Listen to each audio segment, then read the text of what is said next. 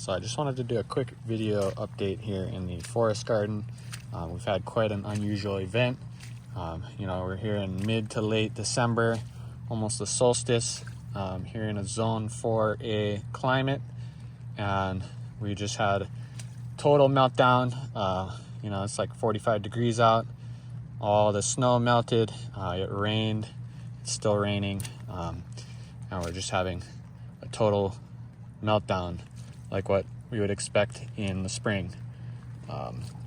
There's water ponding everywhere. Almost all the snow is gone, and it's really interesting. I think chalk it up to climate change and El Nino, and also sometimes this kind of thing just happens, but it's really unusual for me. It's the first time I've seen it, there's some interesting observations here, so I wanted to just do a quick walkthrough, show the passive irrigation system, which we've been working on for the past few years, really the past 7 years here at this site in the Adirondacks. But during this total meltdown, it sort of gives you a good opportunity to see the passive irrigation system in action, see where we need to make some tweaks, but for the most part it's working pretty great. So you can see here we have this big hugelkultur, somewhat on contour, and that's kind of where I'm starting here at the base, at the bottom of the little watershed here. So you can see there's a lot of water flowing out of the forest garden and pooling here before it exits out onto the soccer field. But it's quite impressive. This is sort of what I was hoping for. And this is about the level of flow that I anticipated. So it's really cool to see. But you can see it sort of spreads out and widens, and it's sort of just gently flowing through this patch of herbaceous perennials, some woody perennials too, a lot of milkweed, a lot of bee balm, a lot of cool native herbaceous perennials, and so you can see that it's a little bit more channelized over here, where it is flowing under this footbridge out of this micro basin right here.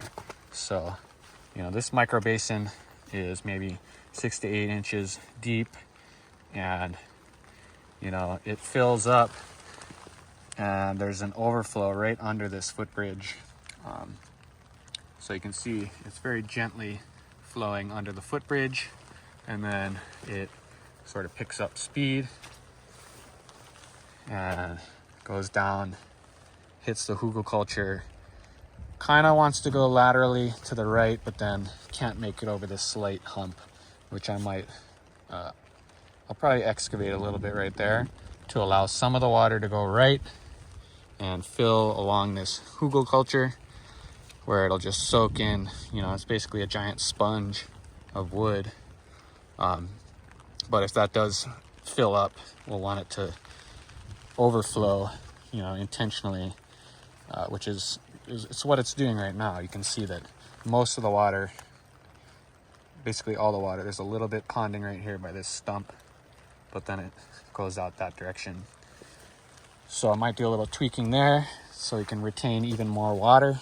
But you can see this part is working great. There's a lot of water being retained here, and it'll be forced to soak in into that mound and into the soil in the surrounding area. So if we continue along, there's another footbridge here, which is also where the pond overflows. So we have a pond here with a liner, so that during the dry summer months, there's at least some water, aquatic habitat for all kinds of frogs and everything, dragonflies, and that's usually about a foot or even more lower than what you see right now. So the level of the pond has come up, I'd say at least a foot above the height of the liner, which is sort of hidden away. But you can see that the height of the soil is just slightly higher than the water over here. So it forces it to go that way under that footbridge. But it's so slight that I think some of it is seeping through. And I guess there's a danger that one day, that'll erode further, and then that'll become sort of the main flow, which we might not want.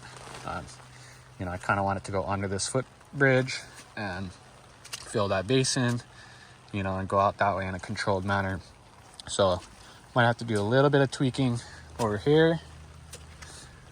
But it's really impressive to see the pond holding this much water, and it has the capacity to take on this flow of water, which you can see on the other side over there. The water that's flowing into the pond is coming in at a pretty good rate. It's pretty impressive. And so most of that is going down this way, but some of that is getting absorbed into the ground around the edges of the pond. It's pretty spectacular to see that. So okay, I'm on the other side of the pond now, and you can see the rate that this water is flowing in here.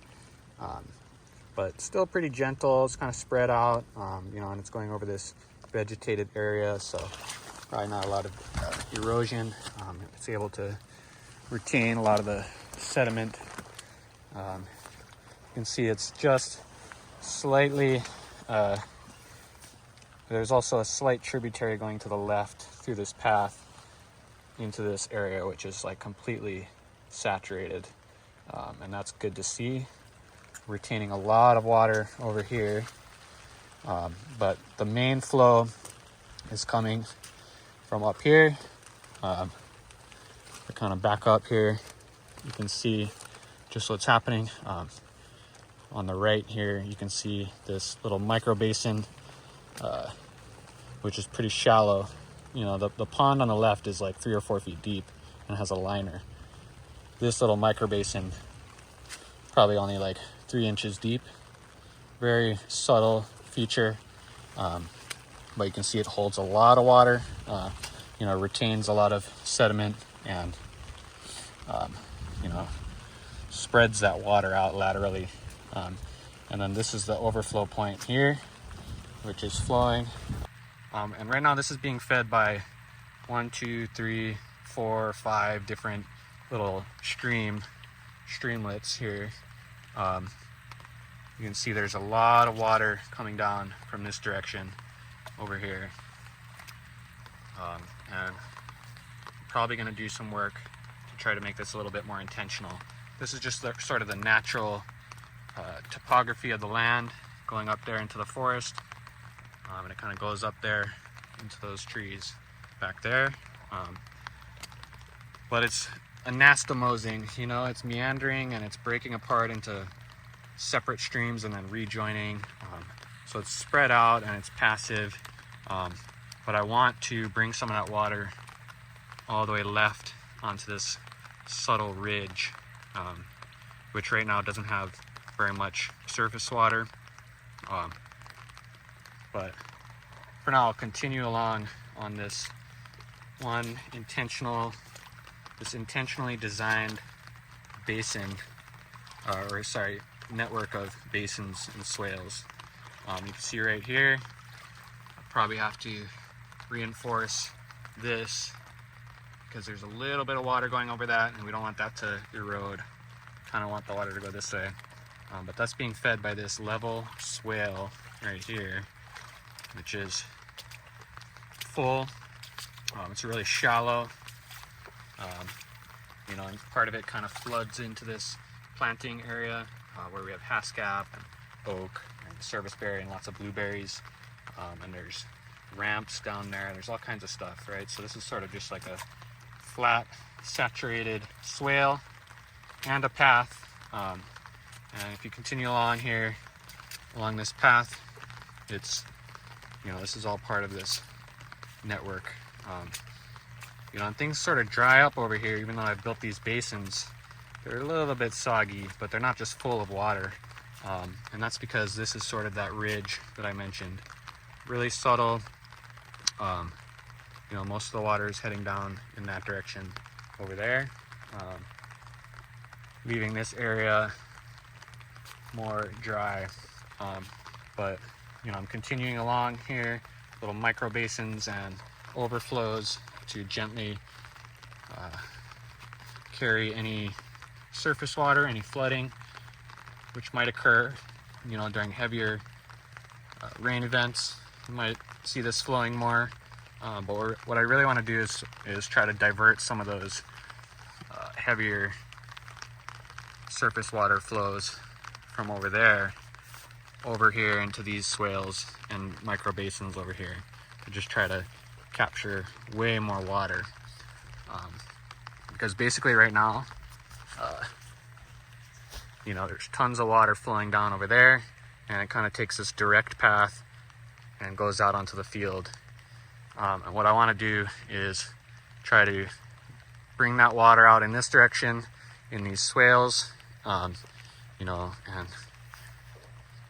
ideally during a time like this, a total meltdown and heavy rain, this area also would be saturated and holding tons and tons of water.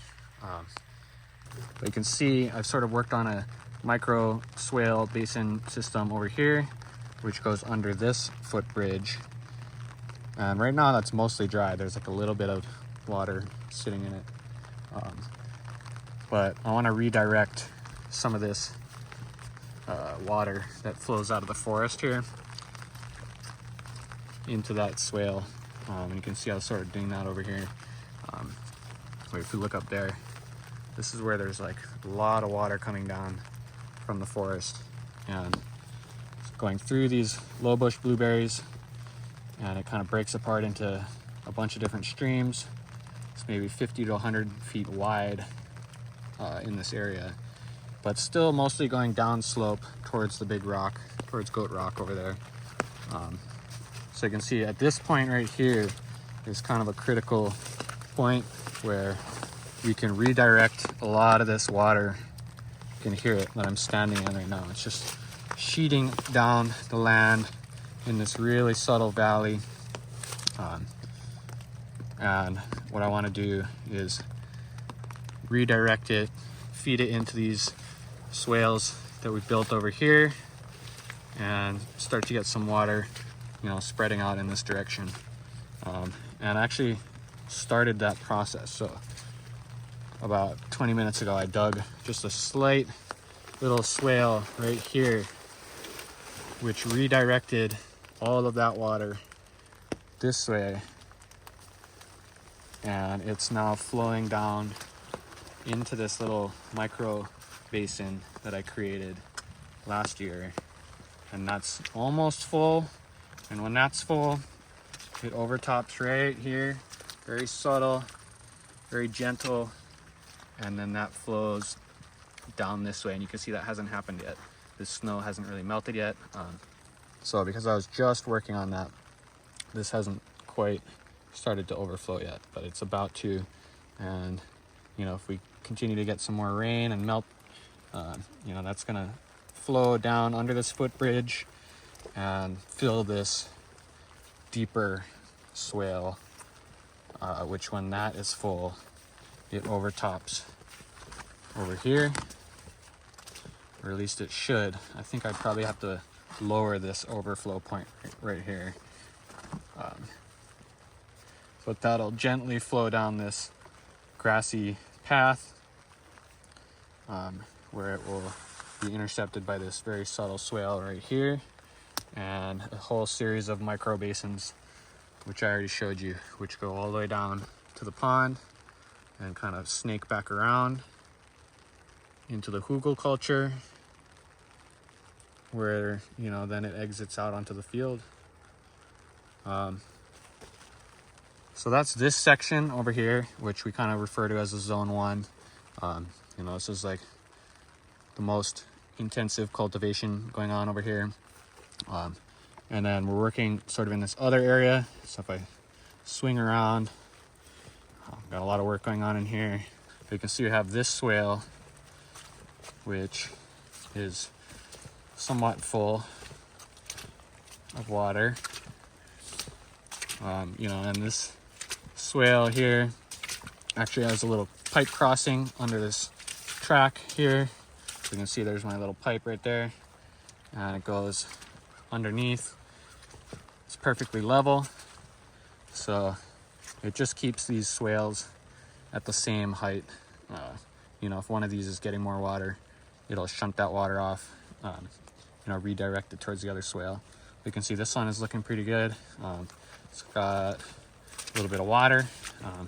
It's just a shallow little swale, but it's, you know, retaining all of this surface water that's coming down this slope. And then there's another one down there, which you can see a little bit bigger, holds more water. And that thing is full, and it's overflowing on that end over there. And it needs a little bit of work, just widening it, you know, make it nice and wide and shallow. But it looks pretty good, I think. And we've already started to plant it with trees and shrubs and perennials, you know. So it's looking pretty good. And then you can kind of see there's like a hugel culture built on contour down there, which has a little bit of water ponding behind it. It's kind of the same principle. Then there's our ephemeral pond, which I've only seen a few times in my life. Maybe once a year, usually in the spring. You know, and that thing is totally full right now. It's probably 2 feet, maybe even more deep at the deepest point. And you can see it's overflowing. So you can see it's sort of overflowing over here, very gently to the left, over the soccer field, over there towards that basketball hoop. It really levels off there. And I think part of it goes left around that pavilion building, part of it goes right. So, I don't know, it's just interesting that that's where water leaves this whole site. But sometimes I think about what this would have looked like, you know, before, because it's, you know, somewhat natural. You know, people cleared a lot of the rocks out and leveled it off as a soccer field. But for the most part, this amphitheater-shaped bowl, this south-facing bowl, is a natural result of the glaciers. And so I think that this would have been, you know, sort of a meadow in here. I mean, you can see that this is like a pond. So it's interesting to think about, you know, if we like stopped mowing, or if humans just sort of like disappeared, how would this look? I mean, most of this would revert to forest, but a lot of these, you know, low points, these saturated points, could look like little meadows. And, you know, it's just interesting to think about. It's a lot of water here in this little watershed. You know, we're working with this south-facing bowl, so we get a lot of sunlight. Not at this time of year, but you know, it's the ideal orientation here in the northern hemisphere to have a south-facing bowl or a slope, you know, that can capture a lot of sunlight. And we're just trying to sort of manage the water during these flooding events, you know, and there's more water coming down that can be absorbed into the ground. How do we capture that and store it for later and manage it to sort of distribute the nutrients and, you know, fertility throughout the forest garden? It sort of seems like it's stopping now. But we're supposed to get more rain. Most of the snow has melted, so I wonder if this is sort of the peak of the flooding. I mean, this part was really crazy to see. I have never seen it quite like this since I started working on a lot of these little micro basins and swales. And it was like, I mean, just look at it. There's just water completely saturating this whole landscape now.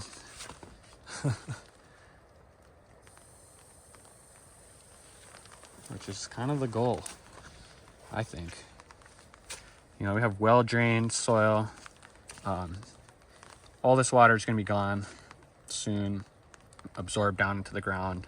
But you know, it'll be accessible to these plants. You know, these tree roots and shrubs that can tap down and access that groundwater.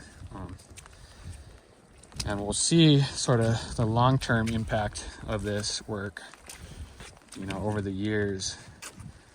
I think it'll be quite apparent, actually. You'll be able to see, you know, this boost of growth where all this water is. And like normally, you know, I never really thought of it as like quite such a limiting factor here at this site. You know, it's our extreme cold and short growing seasons that is the limiting factor here, for like what can grow here and all that. So, but water is probably the second most important, because you know, in more of these, in some of these more drier microclimates, these little drier sites up there, they just don't grow as fast. And we saw that last summer. You know, we had tons of rain, consistent rain all the time, and everything just exploded in here. Like everything grew like 3 feet or more, you know? So it really wants the water, and we don't want to have to come out here with a sprinkler, you know, and irrigate or anything like that.